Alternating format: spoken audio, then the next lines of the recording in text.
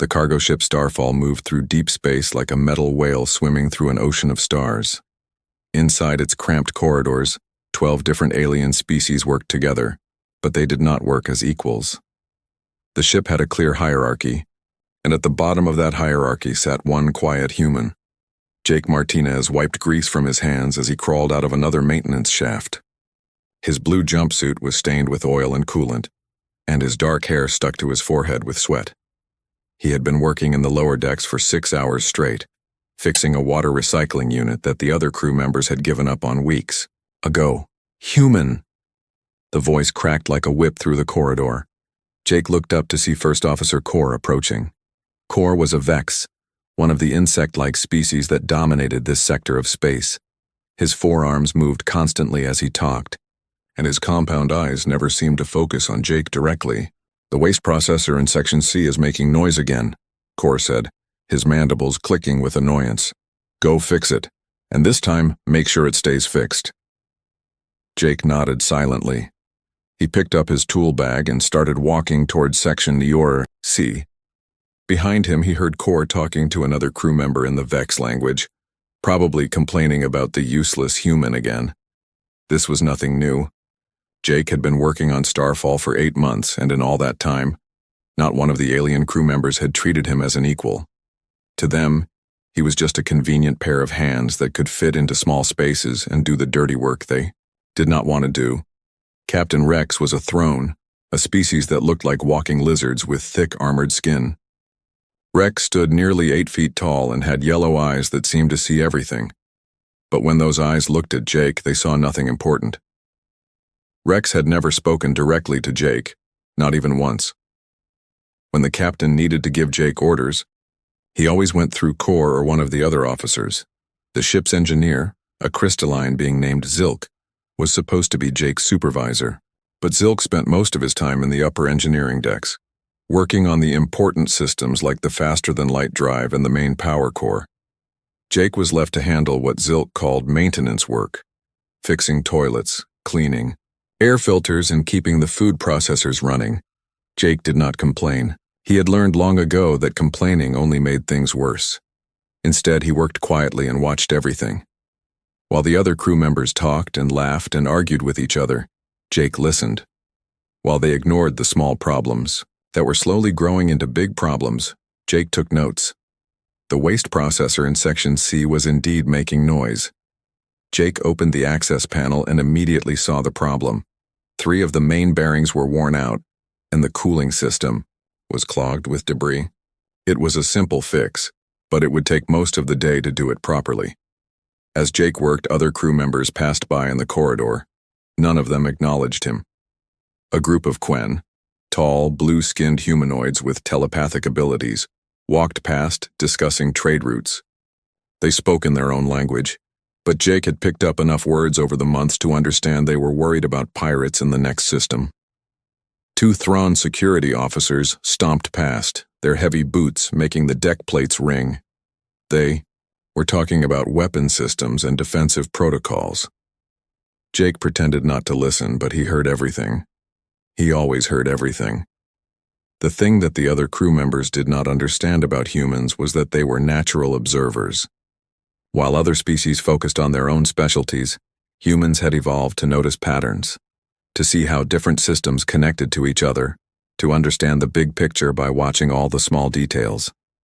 Jake had been watching the small details on Starfall for 8 months, and he had seen things that worried him. The power distribution system was running at 96% of maximum capacity, which left no room for emergency power needs. The hull plating in 3 sections was showing microscopic stress fractures that would become major problems if the ship encountered any kind of impact. The life support system had a backup failure that no one else had noticed because the primary system was still working fine. But the biggest problem was something that Jake had only recently discovered. While cleaning an air vent near the main computer core, he had noticed unusual electromagnetic readings. After some careful investigation during his off-duty hours, he had found evidence of what looked like tracking devices. Small, sophisticated pieces of technology that were definitely not part of the ship's original equipment. Someone was tracking Starfall, someone who had managed to plant devices on the ship without the crew knowing about it. Jake had considered reporting this discovery to Captain Rex or First Officer Core, but he knew what would happen. They would either ignore him completely or accuse him of making mistakes. Humans, in their opinion, were not smart enough to understand advanced technology. If Jake claimed to have found tracking devices, they would assume he was confused or lying. So Jake kept the information to himself and continued watching. He noticed that the tracking devices became more active when the ship was traveling through certain areas of space. He noticed that their course had been subtly altered 3 times in the past month, always in ways that would take them through systems known for pirate activity. The waste processor repair took Jake 6 hours to complete properly. When he finished, the machine ran so quietly that it was almost silent. Jake cleaned up his tools and prepared to move on to his next assignment, replacing filter units in the air recycling system. As he worked, Jake thought about the other crew members and their attitude toward him. They saw him as a primitive being, from a backwards planet, useful only for manual labor. They did not know that humans had fought their way off their home planet through pure determination and ingenuity. They did not know that human engineers were famous throughout the galaxy for their ability to make any system work, no matter how damaged or obsolete it might be. Most importantly, they did not know that Jake Martinez was not just any human engineer. Before joining the crew of Starfall, he had spent 5 years working on military vessels for the Human Defense Fleet. He had learned to keep ships running during combat, when every system was pushed beyond its limits and failure meant death for everyone on board. The aliens on Starfall thought they knew everything about their human crew member. They thought he was quiet because he was stupid, that he worked alone because he was antisocial, that he never complained because he was grateful for any job he could get. They were wrong on all counts. Jake was quiet because he was listening. He worked alone because he was preparing, and he never complained because he was waiting for the moment when his real skills would be needed. That moment was coming soon. Jake could feel it in the subtle vibrations of the ship, in the nervous conversations of the crew, in the increasing activity of those hidden tracking devices. Something was hunting Starfall, and when it found them, the crew was going to discover what their quiet human was really capable of. The attack came without warning during the night shift, when most of the crew was sleeping and the corridors of Starfall were dim and quiet. Jake was awake, as he often was during these hours, working on a faulty air circulation unit in Section B. He had learned to use the quiet hours for his real work, the work that no one else knew about. The first sign of trouble was not an explosion or an alarm. It was a subtle change in the ship's vibration, a slight shift in the hum of the engines that most crew members would never notice. But Jake noticed everything. He stopped working and listened carefully. Then the lights flickered. A moment later, the ship's emergency sirens began wailing. The corridor lights switched to red emergency mode, and Captain Rex's voice boomed through the communication system. "All crew to battle stations, we are under attack. This is not a drill." Jake dropped his tools and ran toward the nearest emergency station. Through the ship's small windows, he could see flashes of light in the darkness of space. Laser fire. The attackers were already close enough to target specific systems on Starfall. The ship shuddered as something struck the hull. Jake was thrown against the wall, but he kept moving.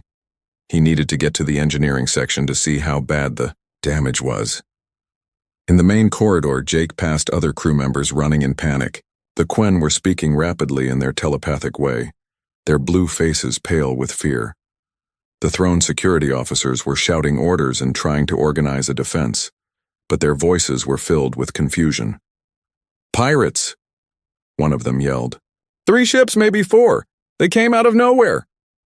Jake reached the engineering section just as Engineer Zilk was emerging from the main control room.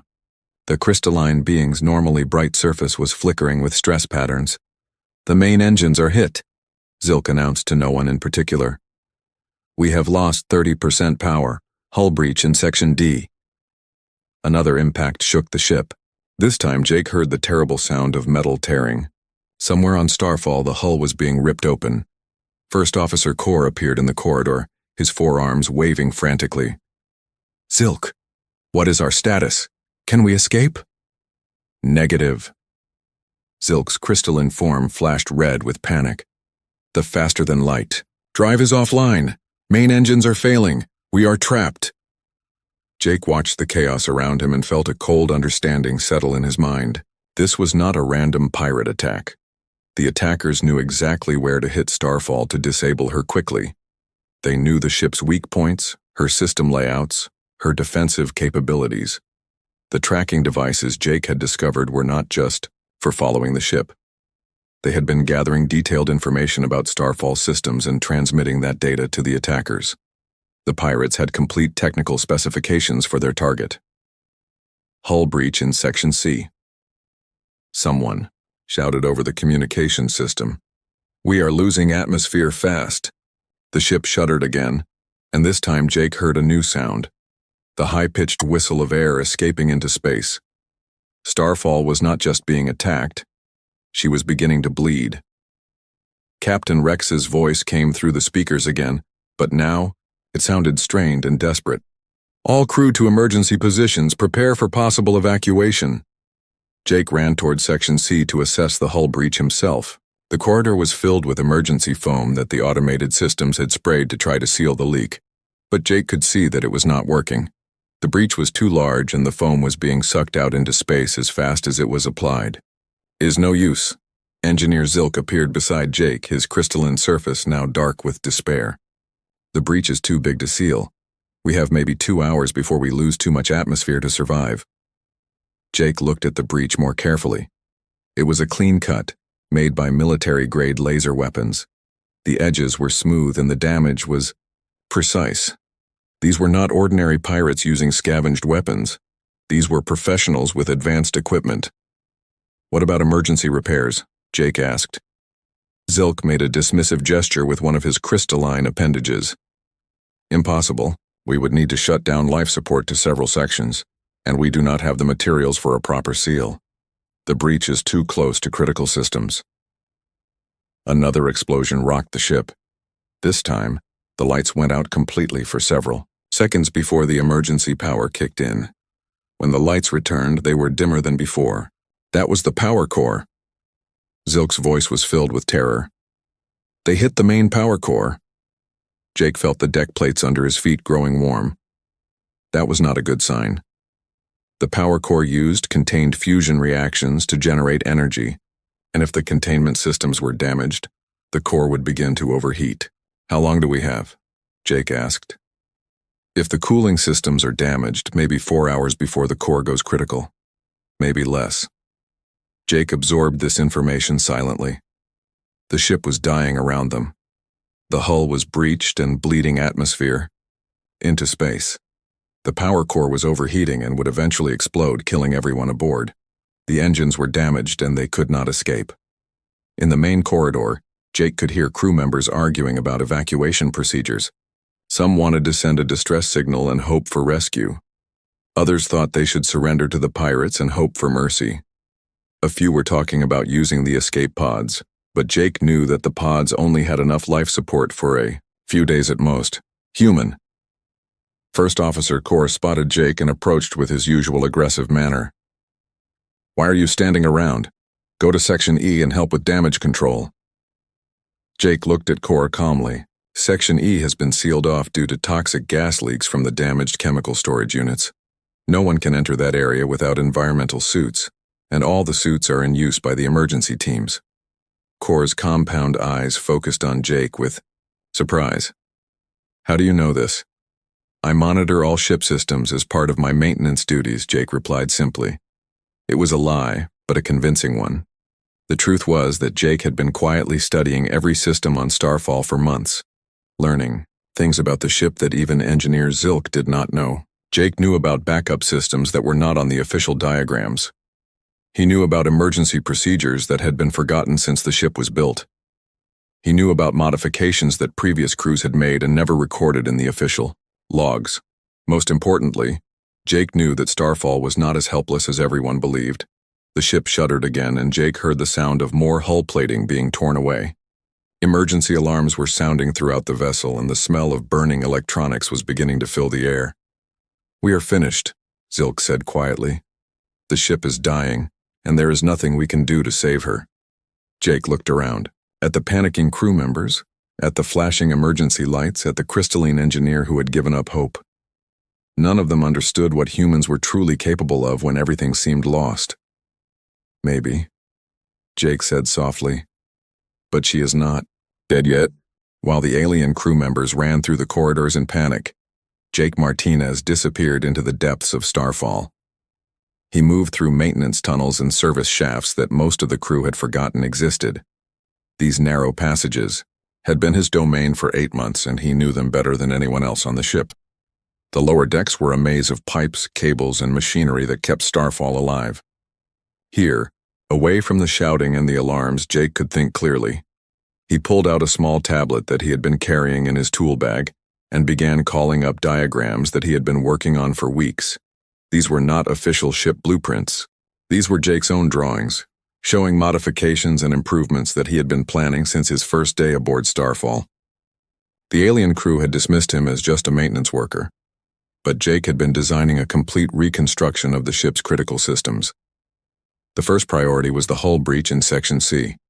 Engineer Zilk was right that conventional repair methods would not work, but Zilk was thinking like an alien engineer.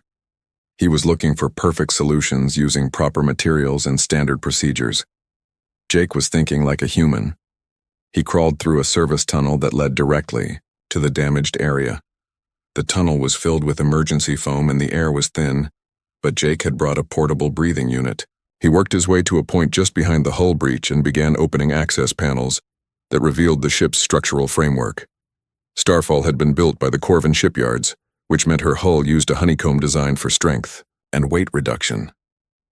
The pirate's laser had cut through the outer plating and damaged some of the honeycomb structure, but the inner framework was still intact. Jake began removing panels and components from nearby systems that were not critical for survival. He took metal plating from a storage compartment wall. He salvaged high-strength cables from a cargo handling system that was not being used.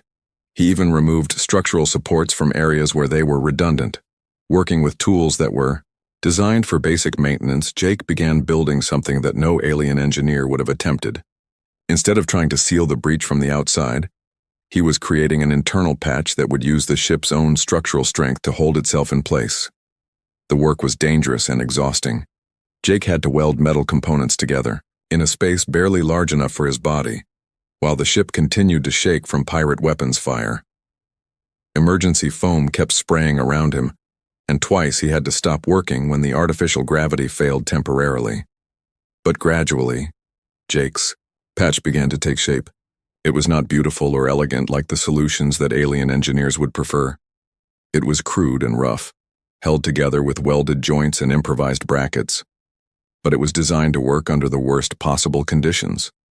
When Jake finally activated the patch, the high-pitched whistle of escaping air began to fade. The breach was not perfectly sealed, but the atmospheric loss had been reduced to a manageable level. Starfall could breathe again.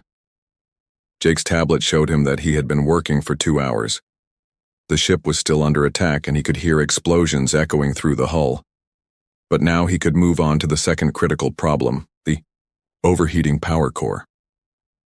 The main power core was located in the most heavily shielded part of the ship, but Jake knew several maintenance routes that led to the secondary systems that supported it. The core itself used fusion reactions that were contained by powerful magnetic fields, and those fields were maintained by a complex network of superconducting coils. The pirate attack had damaged some of those coils, which meant the magnetic containment was becoming unstable.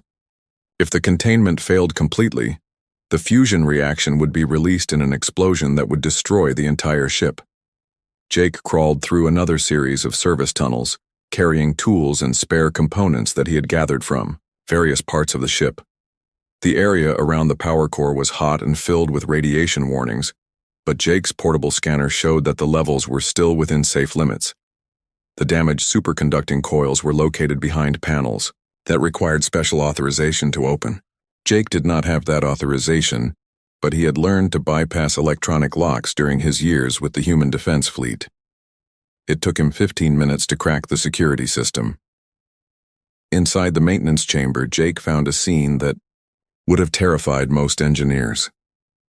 3 of the 12 primary containment coils were flickering with electrical discharges, and their superconducting cores were beginning to warm up.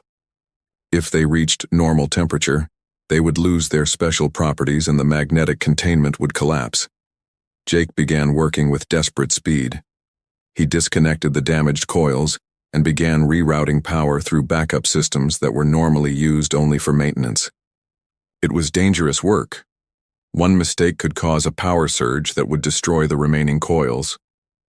But Jake had done similar repairs under combat conditions before.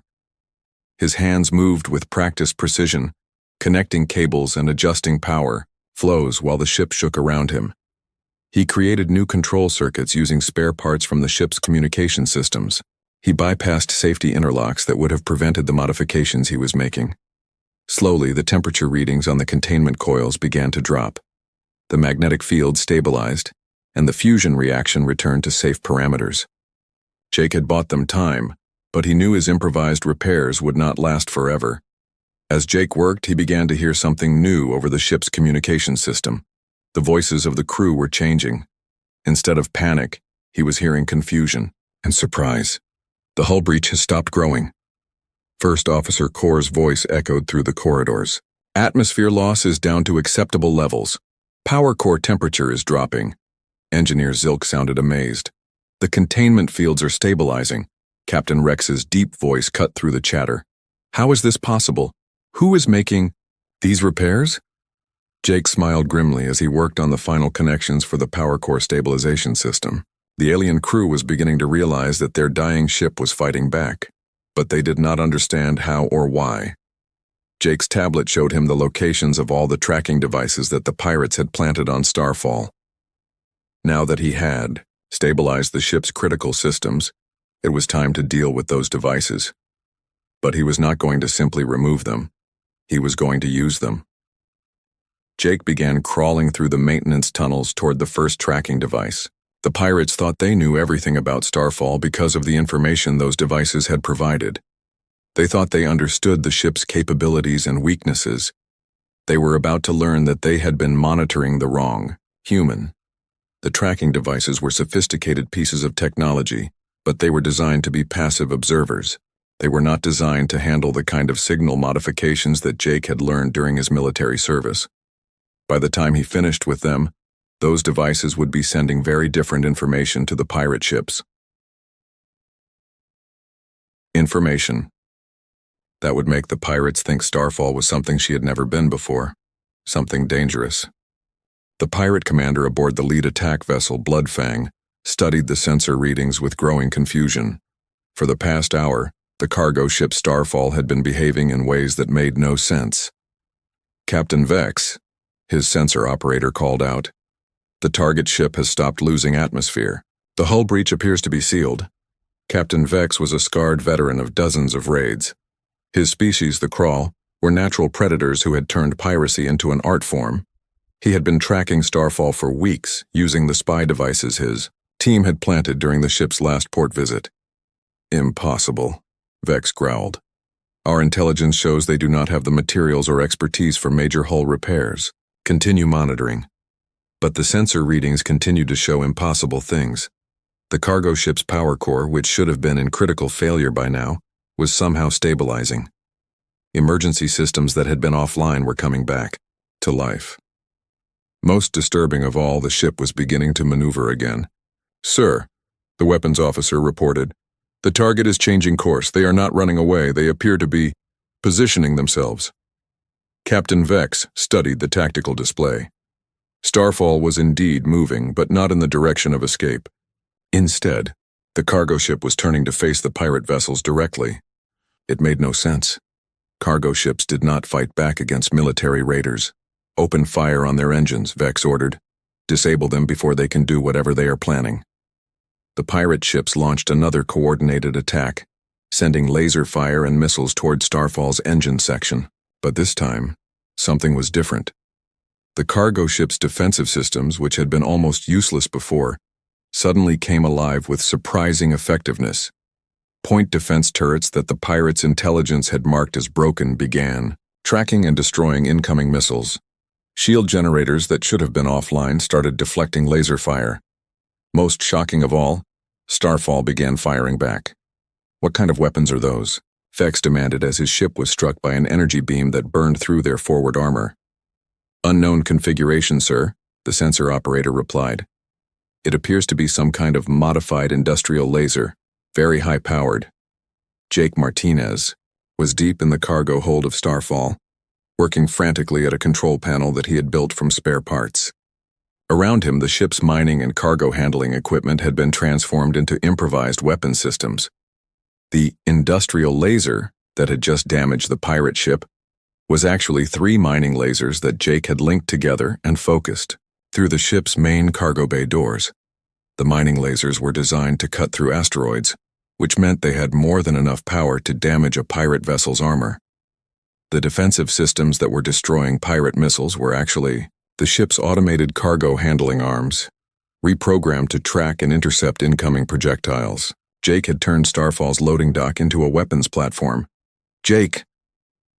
First Officer Kor's voice came through the communications system.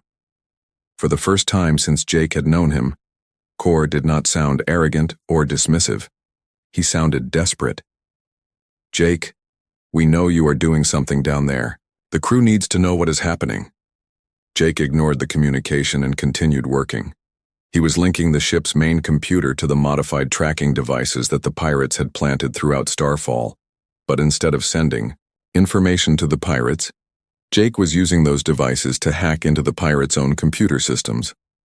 The tracking devices were sophisticated technology, but they had been designed to be undetectable, not secure. Jake was able to use them as entry points into the pirate ship's networks. Within minutes, he had access to their navigation systems, their weapons targeting computers, and their internal communications. Captain Vex was still trying to understand what was happening to his carefully planned raid when his ship's alarms began sounding. "Sir, we have computer malfunctions throughout the ship," his technical officer reported. "Our weapons targeting is offline. Navigation is showing false readings." "How is this possible?" Vex roared. "We are attacking a cargo ship." "Sir," the communications officer interrupted. "I am receiving a transmission from the target vessel. It is addressed to you personally." On the main screen, Jake Martinez appeared. He was sitting calmly in what looked like Starfall's cargo hold, surrounded by improvised electronics and control panels. His quiet voice was steady and clear. "Captain Vex of the Bloodfang," Jake said, looking directly into the camera. "My name is Jake Martinez, Chief Engineer of the merchant vessel Starfall. I believe you have been trying to destroy my ship."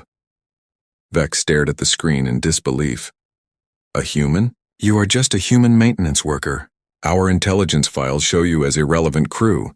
Jake smiled, and for the first time his expression was not gentle or submissive. It was the smile of a predator who had been underestimated by his prey. "Your intelligence files are incomplete," Jake said. "Before joining Starfall, I served 5 years as a combat engineer with the Human Defense Fleet. I specialized in keeping ships operational under battle conditions. I also specialized in turning civilian vessels into warships when necessary." "Impossible," Vex snarled. "Humans are a primitive species. You lack the technology for serious combat." "You are right," Jake agreed. "We do not have your advanced technology. But we have something else. We have the ability to make anything work, using whatever materials are available." As if to demonstrate his point, Jake activated another of his improvised weapons systems.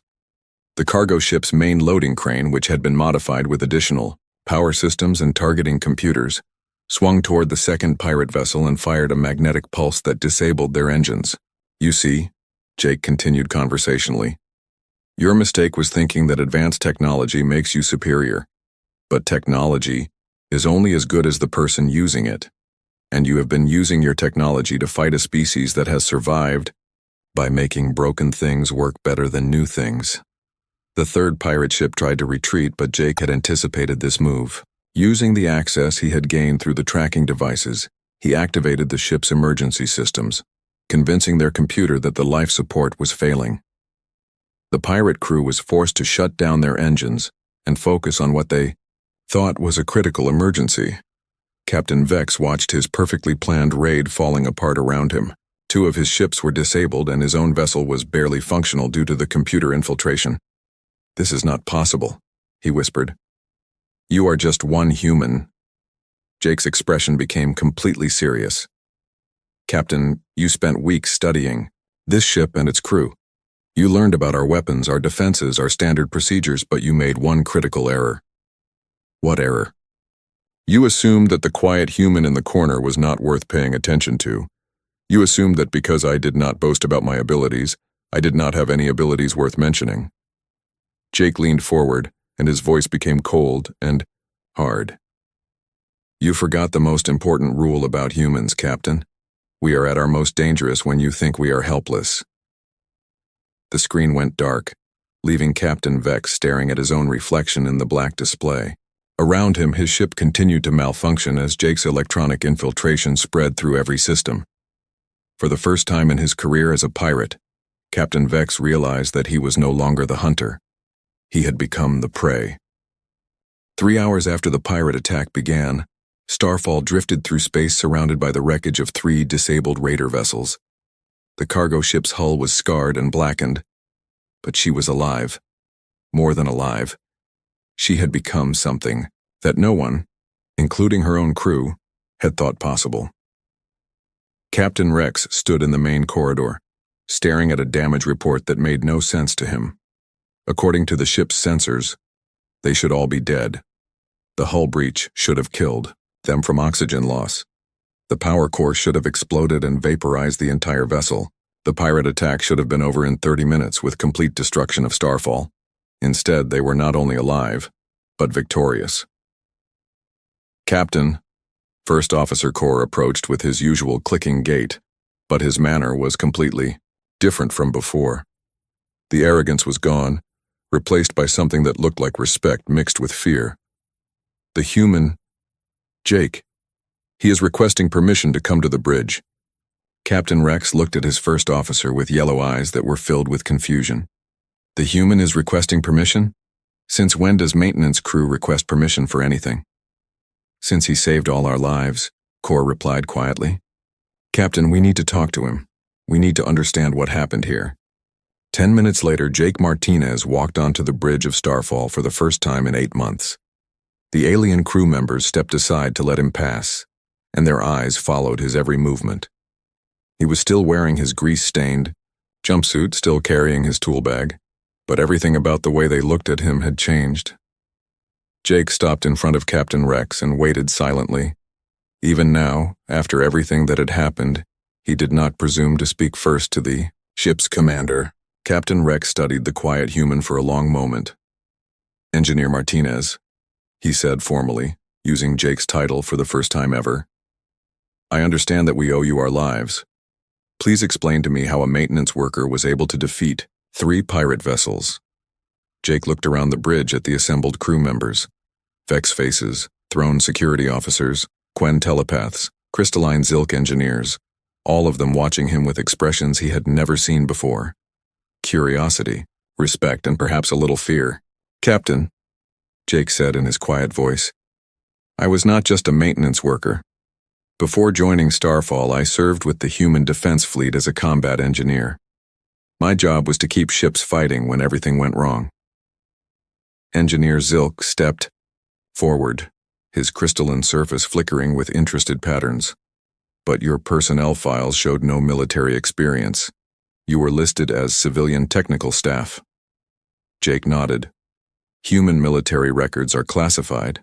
When I left the Defense Fleet, my service history was sealed. To civilian employers, I appeared to be just another technician looking for work." "But why?" Captain Rex asked. "Why did you not tell us about your real qualifications?" For the first time since entering the bridge, Jake smiled.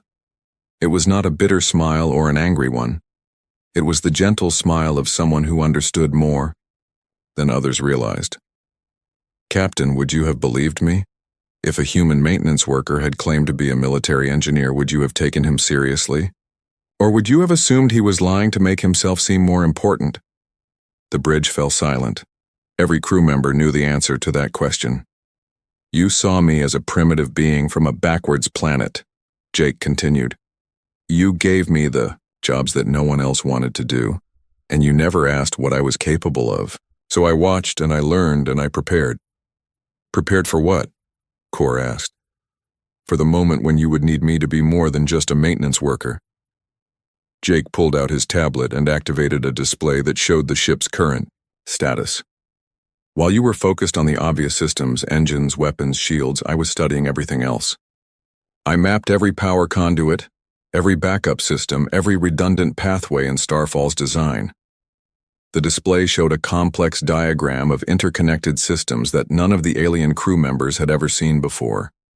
When the pirates attacked, they targeted the systems they knew about from their spy devices. But they did not know about the modifications I had been planning. They did not know that a human engineer could turn a cargo ship into a warship using nothing but spare parts and ingenuity. Captain Rex studied the diagram with growing amazement. You turned our mining lasers into weapons? Mining lasers are designed to cut through asteroids. Pirate armor is much softer than asteroid rock. You used our cargo handling systems as missile defense? The automated loading arms have excellent tracking capabilities. It was simple to reprogram them to intercept incoming projectiles instead of moving cargo containers. Engineer Zilk's surface brightened with understanding. The computer infiltration of the pirate ships, you used their own spy devices against them? Jake nodded. The tracking devices they planted were designed to send information out, but they could also receive information. I used them as access points to hack into their systems. Their own spy network became the weapon that defeated them. First Officer Kor made a gesture of respect that Jake had never seen him use before. How did you know there would be an attack? I discovered the tracking devices weeks ago. I noticed that our course had been altered to take us through systems known for pirate activity. It was obvious that someone was setting us up for an ambush. Why did you not report this? Captain Rex demanded. Jake looked at the captain with calm eyes. Would you have believed me?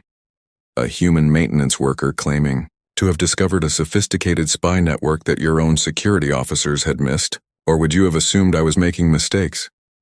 Again, the bridge fell silent. Jake continued speaking in his quiet, steady voice.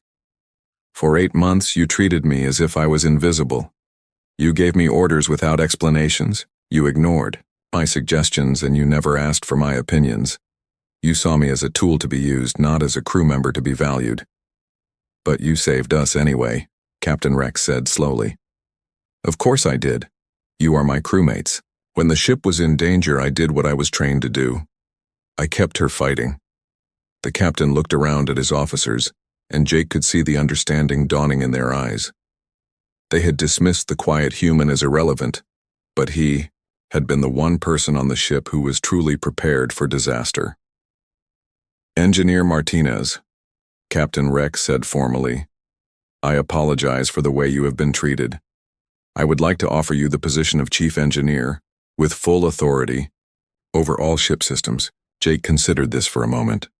Thank you, Captain, but I would prefer to keep my current position. Why? Jake smiled again, and this time there was something in his expression that made the alien crew members understand why the pirates had been so completely defeated. Because maintenance workers see everything, Captain, and sometimes the most dangerous person on a ship is the one that everyone ignores.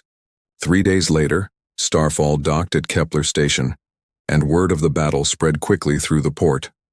Other cargo ships began requesting human engineers for their crews.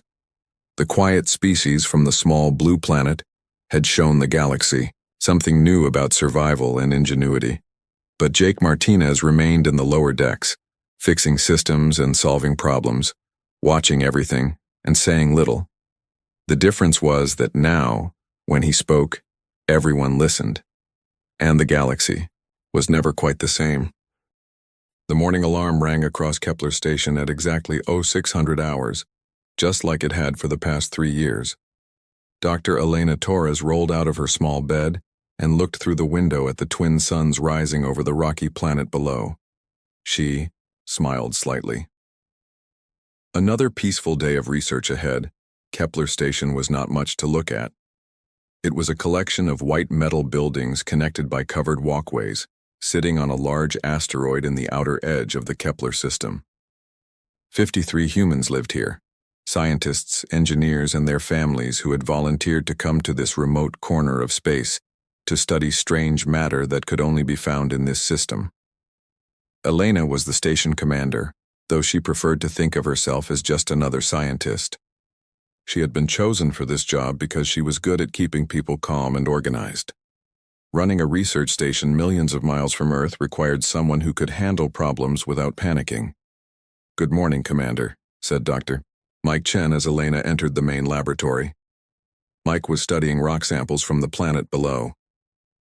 "The morning scans show some interesting formations in Sector 7. Want to take a look?" Elena nodded and walked over to the scanner display. On the screen she could see strange crystal formations that seemed to pulse with their own light.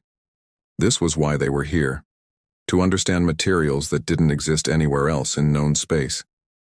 "Beautiful," she said. "Schedule a collection mission for next week."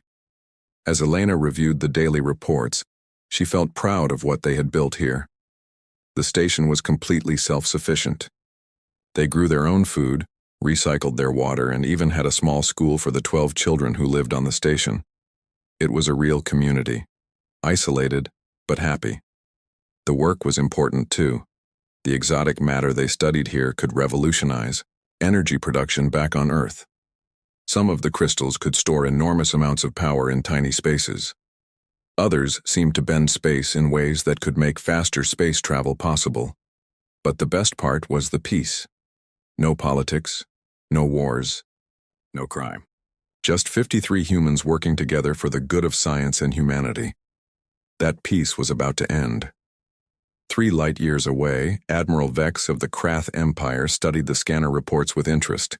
His reptilian eyes gleamed as he read about the small human outpost. 53 primitives, he hissed to his second-in-command. No military vessels, no defense systems. They don't even have proper shields. The Krath were part of something called the hegemony, 4 alien species that had joined together to conquer weaker civilizations. They had been expanding across this part of the galaxy for decades, taking what they wanted and enslaving those who could not fight back. "Should we demand their surrender first?" asked the second-in-command. Admiral Vex laughed, a sound like grinding rocks. "Why bother? Humans are new to space travel. Their home planet is too far away to send help. We take the station, use the humans as workers, and claim their research for ourselves." The hegemony had 12 warships in their fleet. Each ship carried enough firepower to destroy a small moon. Against a tiny research station with no weapons, it would be like using a hammer to kill an ant. "Begin the approach," Vex ordered. "We attack at dawn." Back on Kepler Station, Elena was having dinner with her team in the main dining hall. The mood was cheerful as always. Dr. Sarah Kim was telling jokes about her experiments with crystal resonance. Engineer Tom Brady was complaining about a broken water recycler. The children were playing a game of zero-gravity tag in the corner. "Commander," called out Dr. Lisa Park from the communications station. "I'm getting some strange readings on long-range sensors. Looks like 12 objects moving toward our system." Elena set down her fork. "Asteroids?" "No, ma'am. The signatures look artificial. And they're moving too fast and too organized to be natural objects." The dining hall grew quiet. Elena felt a cold weight in her stomach. In 3 years, they had never seen another ship in this system. "Red alert," Elena said calmly. "All families to the underground labs. All senior staff to the command center." The next few minutes were controlled chaos. Parents gathered their children and headed for the emergency shelters built deep inside the asteroid. The senior staff rushed to their stations and began scanning space for the approaching objects. 12 ships, reported Dr. Park. "Large ones, military configuration. They'll be here in 6 hours." Elena's mind raced. Kepler Station had no weapons, no shields, and no way to run. Their only spacecraft was a small shuttle used for supply runs to the planet below. "Can we send a message to Earth?" she asked. "I'm trying, but something is jamming our long-range communications. We can't get a signal out." Elena felt the weight of responsibility on her shoulders. 53 lives depending on her decisions. She had to think fast. "Tom, how long would it take to evacuate everyone to the planet?" The engineer shook his head. The shuttle can only carry 12 people at a time. We'd need at least 5 trips. That's more time than we have. What about the underground labs? They're well hidden and have their own life support. If someone didn't know exactly where to look, they might not find them. Elena made her decision. All non-essential personnel to the underground shelter. Shut down all power except life support. Maybe they'll think the station is abandoned. But even as she gave the orders, Elena knew it was probably hopeless. If these were hostile aliens with military ships, a hidden shelter would only delay the inevitable. Admiral Vex watched Kepler Station grow larger on his main screen. The human outpost looked even more pathetic up close. Just a cluster of small buildings with no defenses at all. They're trying to hide, reported his scanner operator. Power signatures are minimal, but I'm detecting life signs throughout the structure. Good, Vex said. Fire a warning shot across their bow. Let them know resistance is useless. A beam of energy lanced out from the lead Krath ship and struck the empty space near the station. The message was clear: surrender or be destroyed. Honor. Kepler Station. Elena felt the whole structure shake as the energy beam passed nearby. She knew they were out of time. This is Commander Elena Torres of Kepler Station. She broadcast on all frequencies. We are a peaceful research facility. We have no weapons and pose no threat to anyone. The reply came immediately in heavily accented but understandable English. This is Admiral Vex of the Krath Empire. Your facility now belongs to the hegemony. Surrender immediately and you will be treated as valuable workers. Resist and you will all die. Elena looked around the command center at her terrified staff. She thought of the families hiding in the underground labs. She thought of 3 years of peaceful research about to be destroyed. We surrender, she said quietly into the microphone.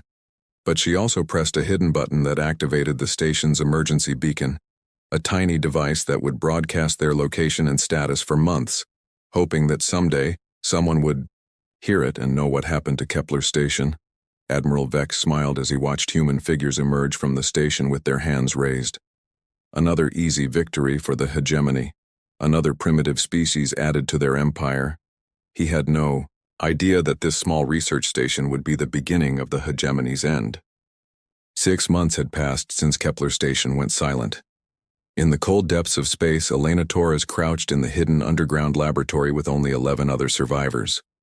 The once bright research facility above them was now a prison camp, run by alien masters. Elena's hand shook as she checked the food supplies.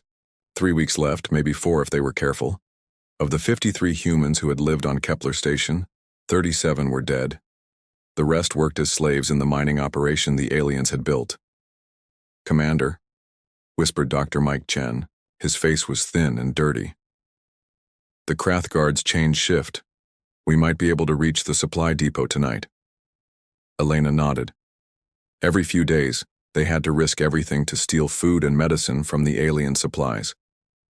It was the only way to stay alive, but each raid was more dangerous than the last. Above them, Admiral Vex walked through his new mining complex with pride.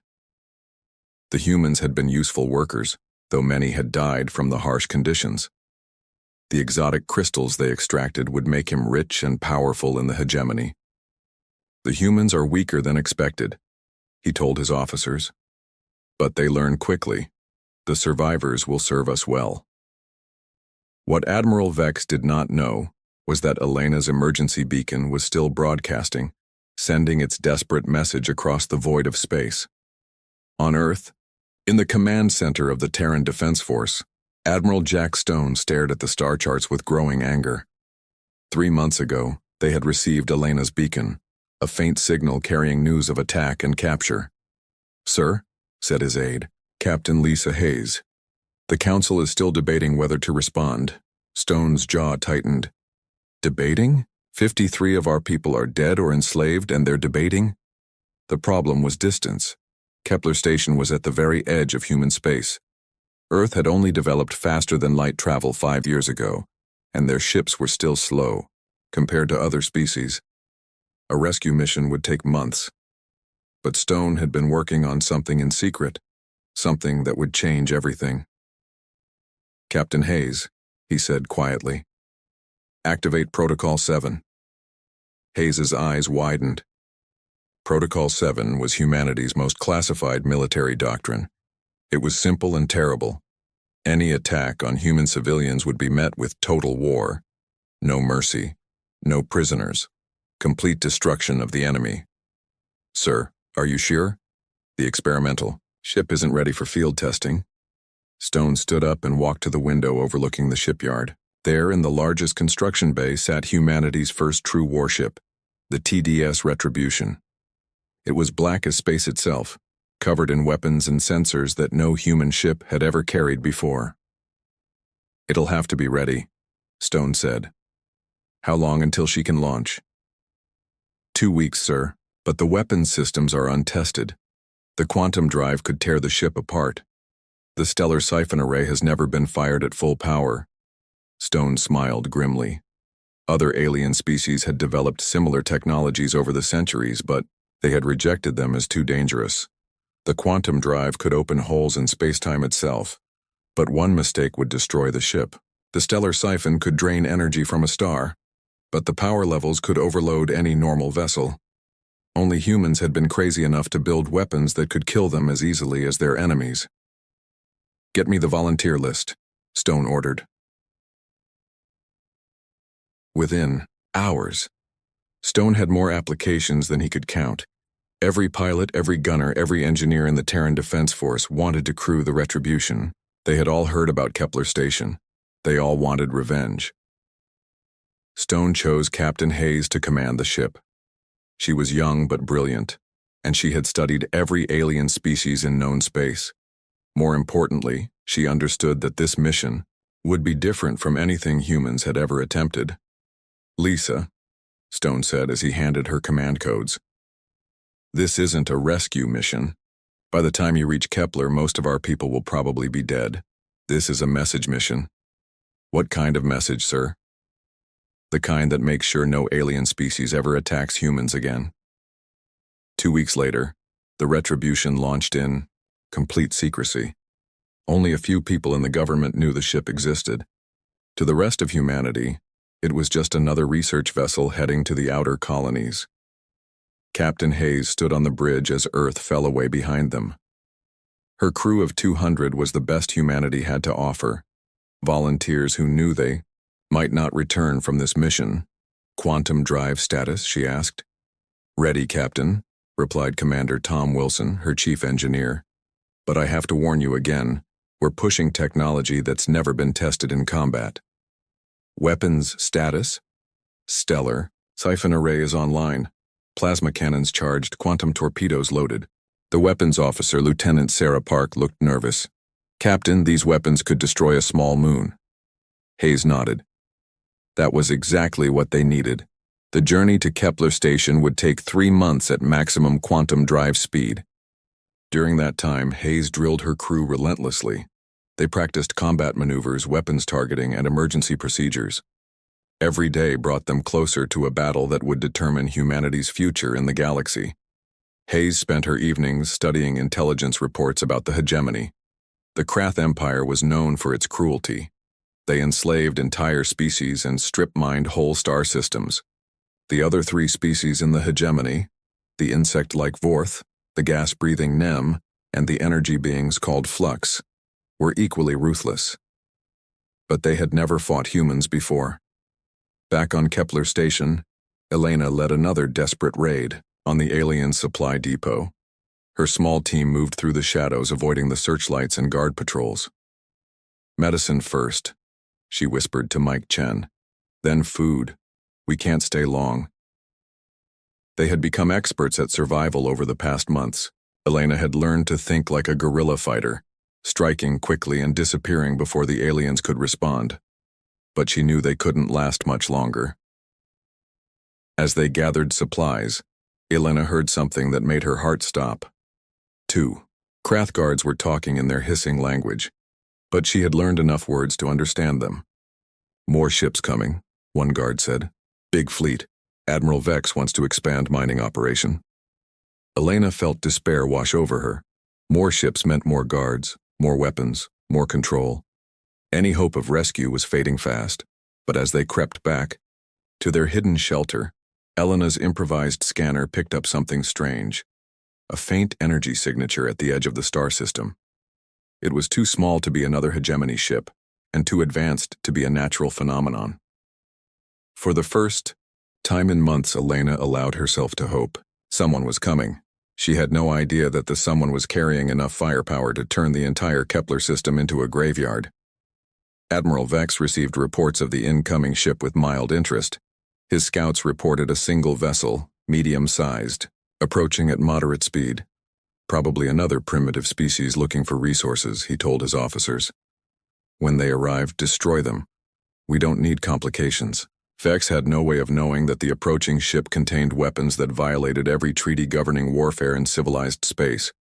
He had no idea that humans had spent the past 6 months perfecting the art of total destruction. The Retribution dropped out of quantum drive at the edge of the Kepler system and began scanning for targets. Captain Hayes studied the tactical display with cold eyes. 18 enemy ships, multiple ground installations, hundreds of alien personnel. Battle stations, she ordered quietly. Prepare stellar siphon array. Target their command ship first. The time for talking was over. The time for mercy had passed. Humanity had come to Kepler Station and they had brought hell with them. The TDS Retribution moved through space like a shadow of death. Captain Lisa Hayes stood on the bridge, watching the tactical display show 18 hegemony ships scattered across the Kepler system. Her hands were steady, but her heart burned. With cold fury, stealth systems holding, reported Lieutenant Tom Wilson. They can't see us yet.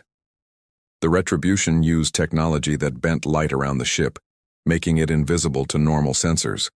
It was another piece of experimental tech that other species thought was too dangerous to use. Humans had built it anyway. Begin deep scan of the system, Hayes ordered. I want to know where every enemy ship is positioned, and find our people. For 6 hours, the Retribution remained hidden at the edge of the system, gathering intelligence. The crew worked in silence, knowing that soon they would unleash weapons that had never been tested in real combat. The scanner results made Hayes sick with anger. The aliens had built a massive mining operation on the asteroid where Kepler Station used to be. What had once been a peaceful research facility was now a slave camp surrounded by defensive towers and guard posts. Captain, called the scanner operator, I'm detecting human life signs, weak signals from underground, looks like 12 survivors. Hayes felt a mix of relief and rage. Some of their people were still alive, but 41 humans had died under alien rule. That was 41 too many. What about the enemy positions? 18 ships total. The command vessel is a heavy cruiser in orbit around the main asteroid. 12 standard warships patrol the outer system. 5 support ships handle supply runs. They're spread out. No tight formations. Hayes smiled grimly. The aliens felt safe. They had no idea that death was watching them from the darkness. Deep underground, Elena Torres huddled with her remaining 11 survivors in the hidden laboratory. Food was almost gone. Medicine had run out weeks ago. Dr. Mike Chen was sick, with fever, and 2 others were too weak to move. Commander, whispered Dr. Lisa Park, monitoring their improvised sensors. That energy signature is still there. It's been sitting at the system edge for hours. Elena felt a spark of desperate hope. Could it be a rescue ship? I don't know. The signature is unlike anything I've seen before. It's powerful, but it's hiding somehow. Above them, they could hear the heavy footsteps of Krath guards patrolling the facility. Every day, more human prisoners died from exhaustion or alien cruelty. Elena knew their hidden group couldn't survive much longer. If someone is coming, she said quietly, we need to help them. Can we tap into the station's old communication system? Park nodded weakly. Maybe. But if the aliens detect the signal, they'll find us. Elena looked around at her dying friends. They were going to die anyway. At least this way, their deaths might mean something. Do it. Captain Hayes was studying attack plans when her communications officer straightened suddenly. Captain, I'm receiving a weak signal from the surface. It's human. Put it through. The voice that came through the speakers was tired and desperate, but unmistakably human. This is Commander Elena Torres, Kepler Station. If anyone can hear this, we have 12 survivors hidden in Underground Lab Section 7. The aliens don't know we're here yet. Hayes grabbed the microphone. Commander Torres, this is Captain Lisa Hayes of the Terran defense ship Retribution. We're here to get you out. The silence stretched for long seconds. Then Elena's voice came back, filled with disbelief and hope. TDS Retribution? We don't have warships. How did you? We do now, Hayes said grimly. Stay hidden. We're coming. For you. And we're bringing friends. Hayes cut the connection and turned to her crew. The bridge was completely silent. Everyone had heard the desperation in Elena's voice. Everyone understood what the aliens had done to their people. All hands, this is the captain, Hayes announced over the ship's communication system. We have confirmed 12 human survivors on the surface. 41 of our people are dead. The aliens responsible are about to learn why you never attack. Human civilians. A cheer rose from every section of the ship. The crew had trained for months for this moment. Now it was time to show the galaxy what human anger looked like. Admiral Vex was reviewing mining reports when his scanner operator approached nervously. Admiral, we detected a brief communication signal from the mining facility. It was in the human language. Vex's reptilian eyes narrowed. Impossible. All human prisoners are accounted for. Sir, the signal came from deep underground. There may be hidden survivors. Vex hissed in annoyance. He had thought all the humans were dead or enslaved. The idea that some had been hiding under his nose for months made him furious. Send search teams, find them and kill them. I want no more surprises. But as Vex gave his orders, he had no idea that the biggest surprise of his life was already in the system, watching him through advanced sensors. Hayes watched the alien search teams moving toward Elena's position and made her decision. All stations, prepare for combat. We attack now.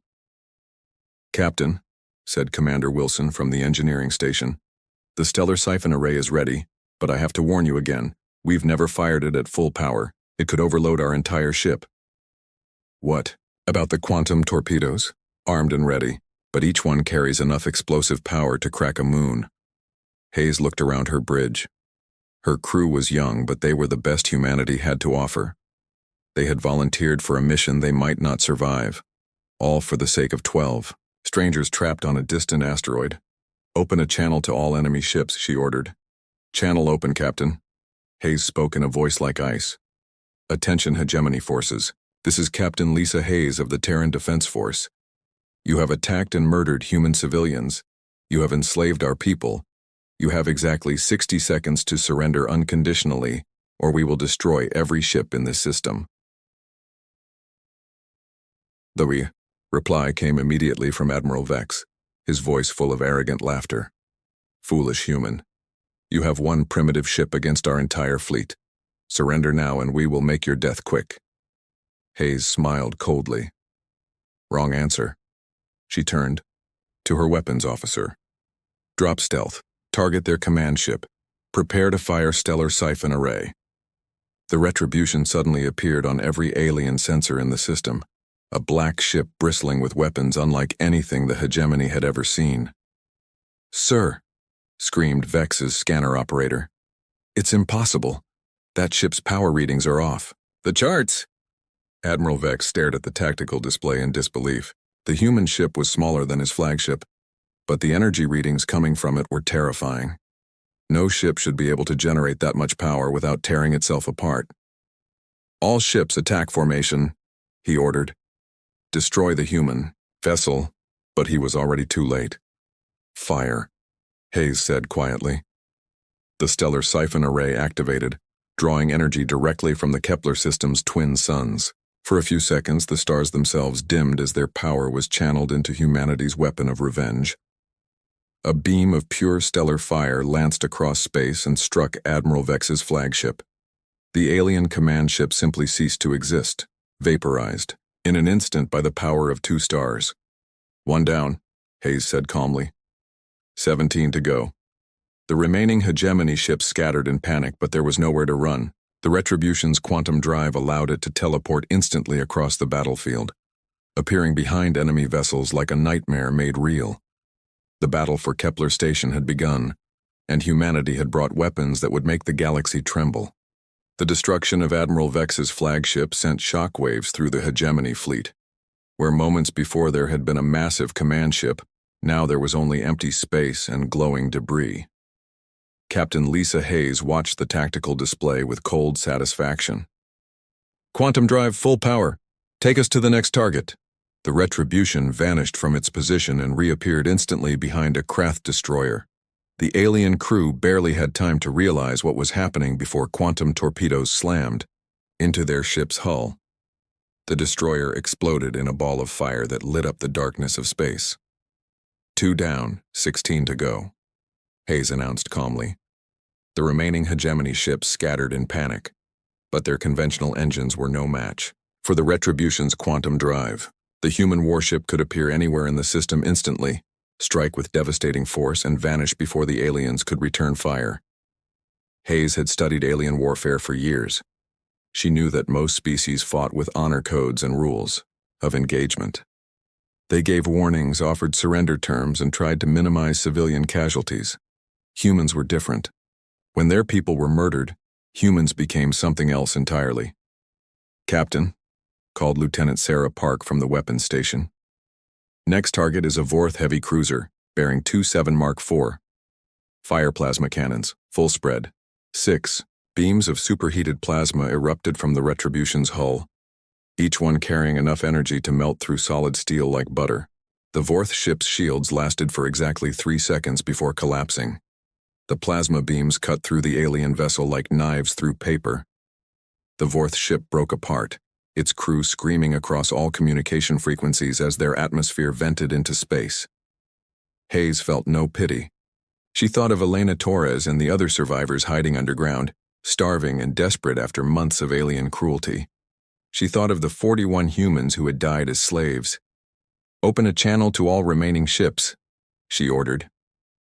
When the channel was active, Hayes spoke in a voice that carried across the entire star system.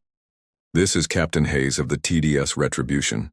Your Admiral Vex thought humans were weak. Your forces murdered our civilians and enslaved our people.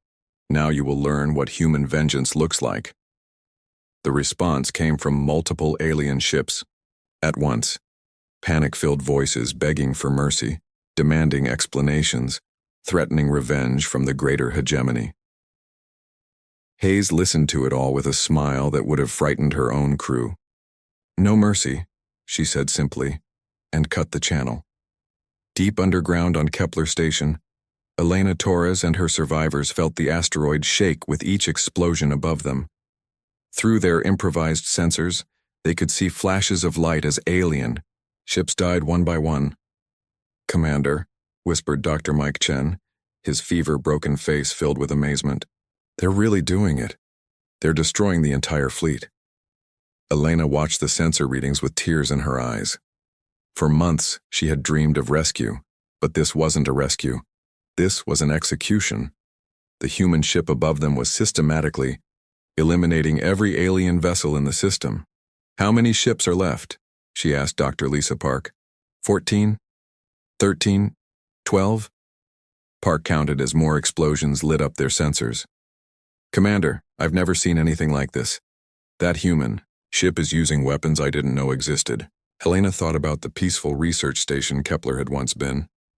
She thought about her colleagues who had died, about the children who had been murdered by alien guards. She thought about months of hiding in darkness while their friends suffered above. "Good," she said quietly.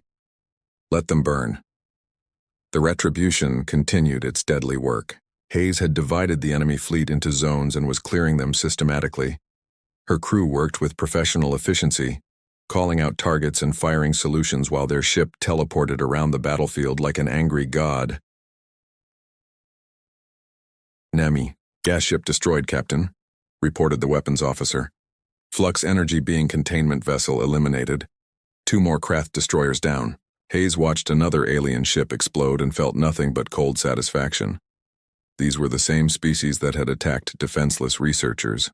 Now they were learning that humans could be just as ruthless as any predator in the galaxy. "Captain," called Commander Wilson from engineering, "the quantum drive is performing perfectly. but I'm reading massive energy spikes from the remaining enemy ships. They're trying to coordinate an attack. Hayes studied the tactical display. 8 enemy ships were moving into formation, preparing to concentrate their fire on the retribution when it next appeared. They're learning, she admitted. Time to teach them that learning won't save them. She turned to her weapons officer. Prepare the stellar siphon array for wide beam dispersal. Maximum power. Captain, that setting has never been tested. We could destroy half the system. Do it. The stellar siphon array reconfigured itself, drawing power from both of Kepler's twin suns simultaneously. The energy readings on the Retribution's bridge went beyond anything the crew had ever seen. Hayes positioned her ship at the center of the enemy formation and gave the order that would be remembered throughout galactic history. Fire. The stellar siphon discharged in all directions at once, creating a sphere of starfire that expanded outward from the Retribution. The 8 alien ships caught in the blast were instantly vaporized, their matter converted to energy and scattered across space. When the light faded, only empty vacuum remained where the hegemony formation had been. The surviving alien ships, now only 4 in number, immediately began broadcasting surrender messages on all frequencies. Hayes listened to their pleas with the same cold expression she had worn throughout the battle. No surrender, she said calmly. You had your chance. The final 4 alien ships tried to flee the system, but the Retribution's quantum drive made escape impossible. Hayes hunted them down one by one, taking her time now that victory was assured. The last ship was a Krath supply vessel that had been trying to hide behind one of the system's outer planets. Hayes found it easily and positioned the Retribution directly in front of it. This is the final enemy vessel, she announced to her crew. Fire at will. Plasma cannons, quantum torpedoes, and particle beams struck the supply ship simultaneously. The alien vessel came apart like a toy, its hull plates spinning away into space. All enemy ships destroyed, Captain, reported the tactical officer. Hayes nodded and turned to her communications officer. Contact the survivors on the surface. Tell them it's safe to come out. But she wasn't finished yet. The hegemony had more than just ships in the Kepler system. Scan the asteroid mining facility, she ordered. How many alien personnel are still alive down there? Approximately 300, Captain. Mixed species, mostly Krath, with some Vorth and Nem support staff. Hayes thought about the 41 humans who had died as slaves. She thought about Elena Torres and her people, forced to hide underground for months while aliens worked above them. Prepare orbital bombardment, she said quietly. Captain, Commander Wilson said carefully. Those are civilian support staff. Some might be non-combatants. Hayes turned to look at him, and Wilson saw something in her eyes that made him step back. They enslaved and murdered human civilians, she said in a voice like winter ice. They chose their side. She opened a channel to the mining facility. Attention all hegemony personnel on Kepler Station. This is Captain Hayes. You have 10 minutes to evacuate the facility completely. Anyone remaining after that time will be considered a hostile target. The response was immediate chaos as alien voices screamed over each other, begging for more time, demanding safe passage, threatening revenge. Hayes cut the channel and began counting down from 10 minutes. When the time was up, she gave one final order. Fire. The mining facility that had been built on the ruins of peaceful Kepler Station vanished in a pillar of fire that could be seen from orbit. With it died the last traces of hegemony presence in the system. Captain Lisa Hayes stood on the bridge of the Retribution and watched the flames die away on the asteroid below. Around her, her crew worked quietly, already preparing for the next phase of their mission, because Hayes had learned something important from the alien database they had captured. Kepler Station hadn't been the only human target. The hegemony had attacked other human colonies too, and Captain Hayes intended to pay them all a visit. Elena Torres stepped out of the underground laboratory for the first time in 7 months. The surface of Kepler Station was unrecognizable, where once there had been research buildings and gardens. Now there was only twisted metal and ash from the orbital bombardment. But she was free. Captain Lisa Hayes stood waiting near the shuttle landing pad. her black uniform making her look like death itself. Behind her, the TDS Retribution hung in space like a dark promise of vengeance. "Commander Torres," Hayes said with a respectful nod. "I'm sorry we couldn't come sooner." Elena looked around at the destruction, then back at Hayes. "How many of them did you kill?" "All of them," Hayes replied simply. "Every ship, every facility, every alien who participated in the attack on your station." Elena felt a mixture of satisfaction and sadness. Justice had been served, but 41 of her people were still gone forever. "What happens now?" she asked. Hayes's expression grew harder. "Now we make sure this never happens again." As Elena and the other 11 survivors were taken aboard the Retribution, Hayes returned to the bridge. Her crew was already analyzing data recovered from the destroyed alien ships. "Captain," reported Lieutenant Tom Wilson, "we've found references to 3 other human colonies that were attacked by hegemony forces: New Geneva, Harmony Station, and Far Hope." Hayes felt the familiar cold anger building in her chest. "Survivors?" "Unknown. The attacks happened months ago. If there are any humans left alive, they won't last much longer." Hayes made her decision without hesitation. "Set course for New Geneva. Maximum quantum drive." "Captain," Commander Wilson said carefully, "our orders were to rescue the Kepler station survivors and return to Earth." Hayes turned to face her crew. Every person on the bridge was watching her, waiting to see what she would do. 41 humans died here because we arrived. Too late, she said quietly. How many more are dying right now while we debate orders? How many children are being worked to death in alien mines? She walked to the center of the bridge and activated the ship-wide communication system. "This is the captain. We have recovered our people from Kepler Station, but we've discovered that other human colonies have been attacked. We're going to find them. We're going to free any survivors, and we're going to make sure the aliens responsible never threaten humans again." A cheer erupted from every section of the ship. The crew of the Retribution had volunteered for a mission of vengeance, and they weren't finished yet. The journey to New Geneva took 2 weeks. When they arrived, they found the same thing they had found at Kepler. A destroyed human colony turned into an alien mining operation. But this time, there were no survivors. Captain Hayes stood in the ruins of what had once been a school and felt something die inside her chest. Small skeletons lay scattered among the debris, children who had been murdered simply because they were human. "Captain," called Lieutenant Park from her scanner, "I'm detecting 3 hegemony ships in orbit. Looks like they're preparing to leave." Hayes walked slowly back to the shuttle, her boots crunching on the bones of human children. When she reached the Retribution, she gave her orders in a voice like Arctic wind. "No communication, no warning. Kill them all." The 3 alien ships died so quickly they never knew what hit them. The Retribution's weapons had been improved after the battle at Kepler, and now they struck with even more devastating power.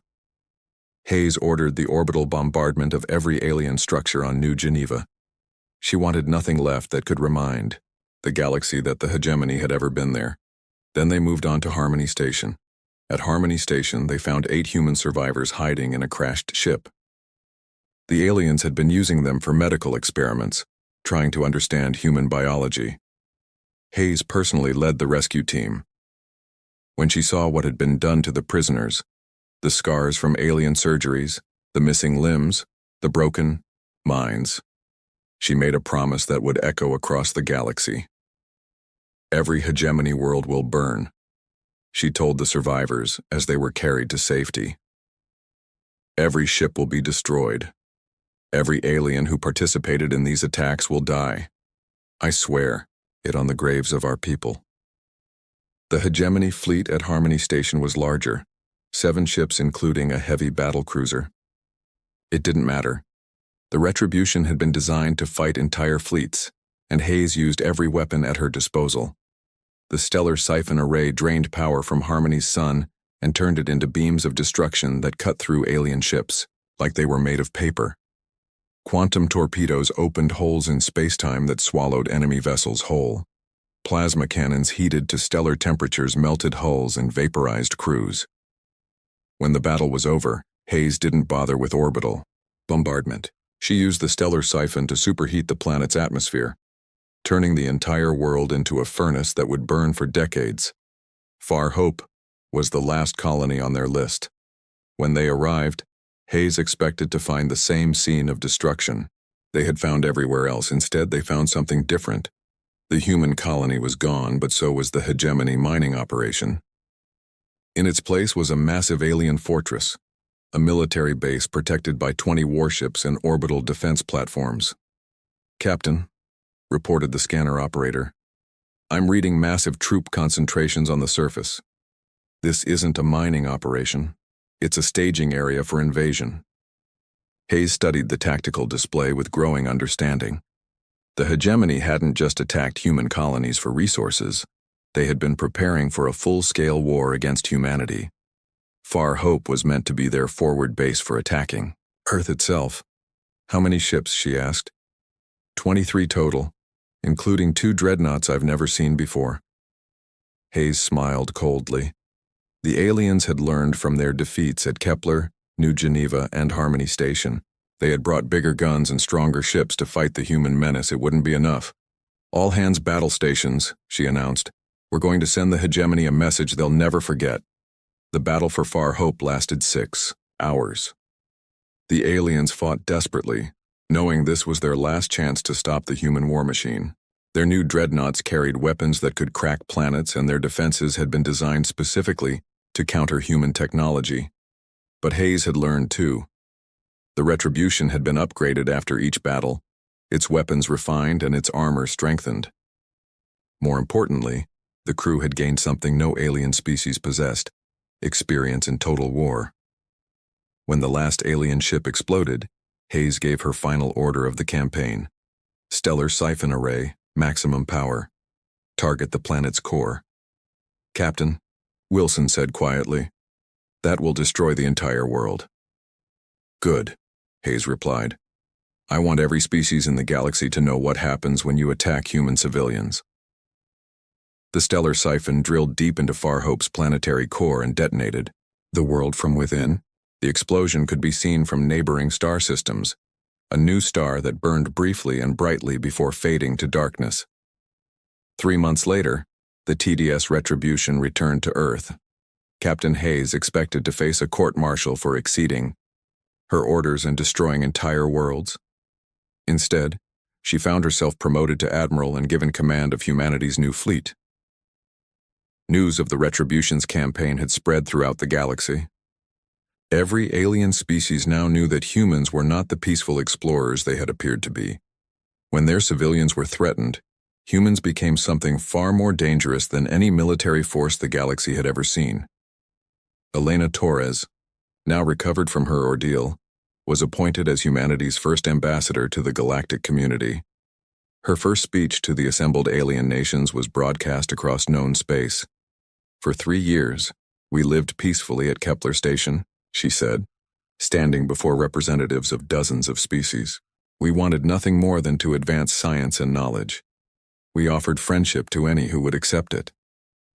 She paused, looking directly into the cameras that would carry her words to billions of alien worlds. "Then you attacked us. You murdered our families. You enslaved our people. You thought we were weak because we sought peace." Elena's voice grew harder, carrying the authority of a species that had just announced its presence to the galaxy with nuclear fire. "Let this be known throughout all worlds. Humanity seeks peace, but we are prepared for war. Touch our civilians and we will find you. Harm our people and we will erase you from existence. We offered friendship, but we have proven we can be your worst nightmare." She gestured to the view screen behind her, which showed the construction yards where dozens of new human warships were being built, each one based on the design of the TDS Retribution. "We came to the stars seeking knowledge and peaceful coexistence. But we learned that some species mistake kindness for weakness. That mistake cost the hegemony everything they had built over centuries." Elena's final words would be remembered as the moment humanity truly joined the galactic community, not as explorers or diplomats, but as the species that no one dared to attack. We are human. We protect our own, and we never forget. The age of human expansion had begun, and the galaxy would never be the same.